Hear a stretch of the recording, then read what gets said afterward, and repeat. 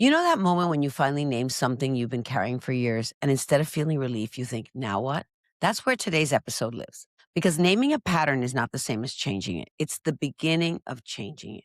And whether you found this show today or you've been here for a while, I'm guessing you know that feeling.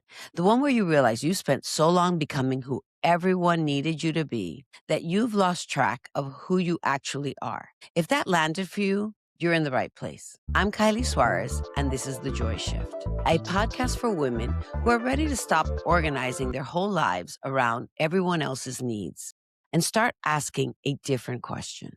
Today is a Friday integration. That means we're not just talking about an idea, we're sitting with it, practicing it, and I'm giving you something you can actually use this weekend.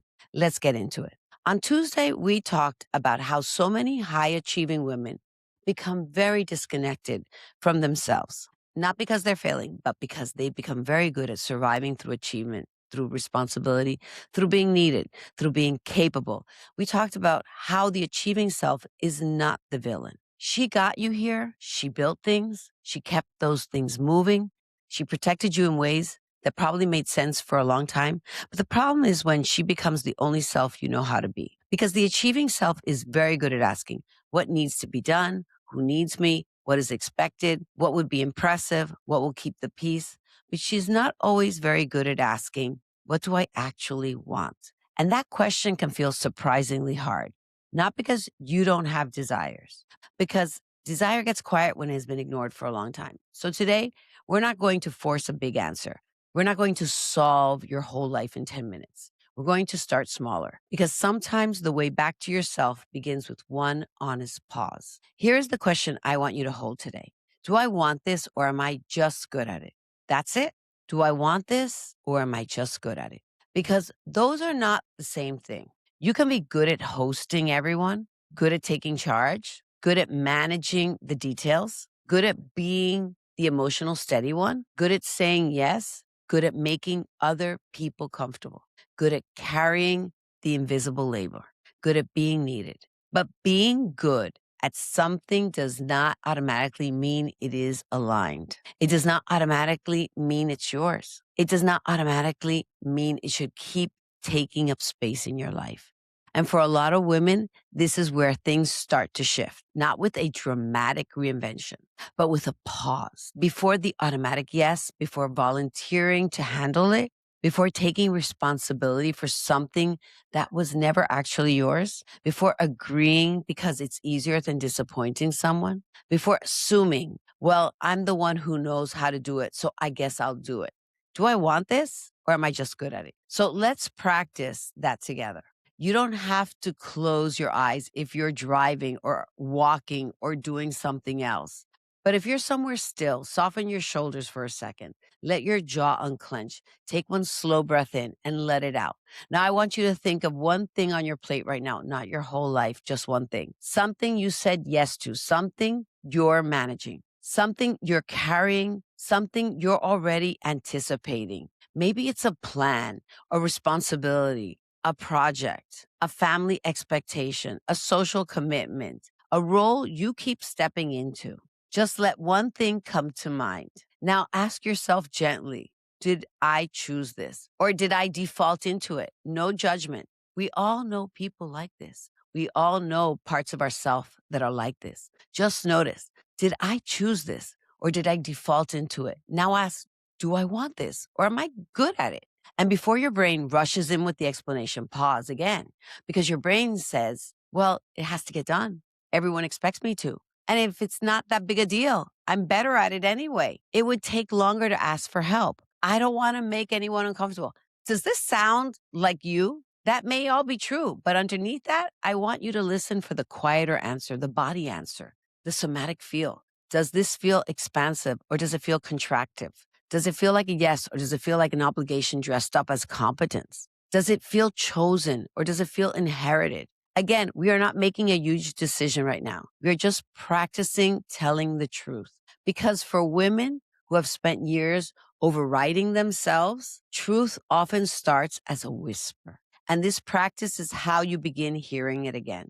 Remember, I mentioned that thing of somatic, emotional, mental, behavioral, unconscious. Now, here's the important part. Once you notice the answer, you do not have to immediately change everything. You don't have to quit, cancel, confront, explain, or burning it down. That's not the point. The first step is not always action. Sometimes the first step is awareness. Sometimes the shift sounds like, I notice I don't actually want this. I notice I said yes too quickly. I notice I'm carrying this because I'm good at it, not because it's mine. I notice I'm afraid of what will happen if I stop being the one who handles everything. That awareness matters. And this is where so many women skip ahead. They want the 5-year plan, the next chapter, the reinvention, the big answer. But the big answer is usually built from tiny moments of honesty, one pause, one no, one request for help, one moment where you let yourself want something before you talk yourself out of it, one moment where you stop asking, what will everyone think? And start asking, what is true for me? So sometime this weekend, I want you to take 10 quiet minutes and write through these 3 questions, not perfectly, not beautifully, and just very honestly. Prompt 1 is, where in my life am I saying yes because I'm good at something, not because I actually want it? Let yourself be specific. Maybe it's the way you host, the way you manage everyone's emotions, the way you take on extra work, the way you keep being the dependable one, the way you organize your schedule around everybody else first. And now, prompt 2, what have I been calling responsibility? That might actually be self abandonment. That one may land a little harder. Be gentle with yourself. This is not easy. This is not about blaming yourself. It's about noticing where your strength may have become a hiding place. And prompt 3, if nobody needed anything from me for one full day, what would I be curious to do, feel, try, or choose? Not what would be productive. And this is a hard one for me because I always feel I have to be productive. Not what would make sense, not what would look good. What would you be curious about? Curiosity is often easier to access than desire. So if what do I want feels too big, start with what am I curious about? That counts. And here's your tiny action for the weekend. Before you say yes to one thing, pause. Just notice before you agree, before you offer, before you volunteer, before you absorb the responsibility. Do I want this or am I just good at it? And if the answer is I'm just good at it, you don't have to have the perfect response. You just have to simply buy yourself time. Try saying, let me think about that and get back to you. That sentence is a bridge back to yourself. Let me think about that and get back to you. Not everything needs an immediate yes. Not every need around you is automatically your assignment. Not every open loop is yours to close. This weekend, practice the pause. That's it. One pause, one honest check-in, one moment where you do not abandon yourself quite so quickly. That is how the joy shift begins. Not with a whole new life overnight, but with a woman learning to hear herself again. And if today's episode gave you something to sit with, make sure you hit follow wherever you're listening so you can come back for one more conversation like this. New episodes of The Joy Shift drop every Tuesday and Friday. And if someone came to mind while you were listening today, send this episode to her. Sometimes hearing Me Too changes everything.